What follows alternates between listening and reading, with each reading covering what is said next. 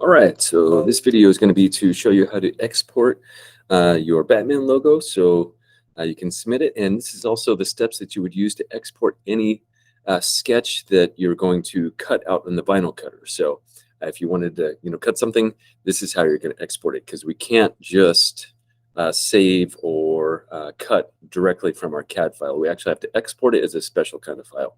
So we're going to do that right now. So probably you guys are sitting there and you have your image shown and maybe something's in the background and whatnot, but we should have all of our Batman kind of sketched with all of our splines. Everything looks good. We're good to go.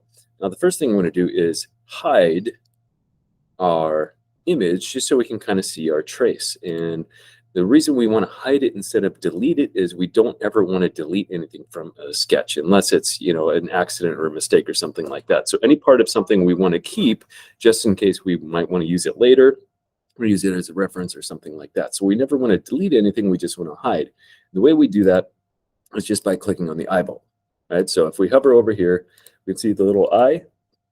Excuse me, if we click on that, that will hide it so we can't see it. And you can even hide your planes, though we wouldn't really want to do that. You can hide the origin, you can hide or show any of that stuff.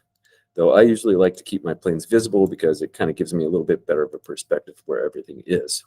So let's go ahead and hide sketch one so you can't see it. So you should just see the stuff, the paths that you want to cut. Now, second thing we want to do is check and make sure that there are no errors. So if we have any errors on this, if this is red, this is not going to work. So if your sketch is red and you have errors in there, those have to be fixed before you can go through and export this. Okay, so we're assuming that your image is hidden and that there are no errors, and then we'll be good to go. So here's what we're going to do. Just close that.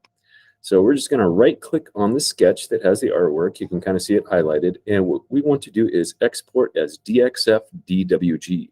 So that's an Autodesk drawing file. So we'll click on that. Let's give it a name. So I'm going to say first, last, and we'll call this Batman. You would call it first, last, and whatever, a descriptive name. And the one that we want to choose is the DXF. So the DXF is your drawing file. And then we want release 14 if that's not already chosen. We want to download it, and we want to make sure that both of these are checked. So export splines as polylines will kind of connect them all. Otherwise, when you export it and you put it into the vinyl software, it'll be all these little line bits.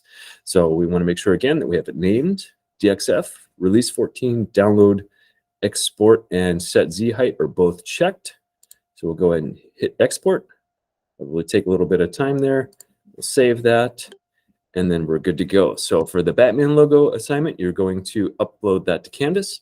For any other file, if you're doing something for vinyl, you would just email that to either yourself or for the vinyl assignment, I'm going to actually have you guys email it to me so that way I can just cut everything this first time. But that is how we export stuff to cut.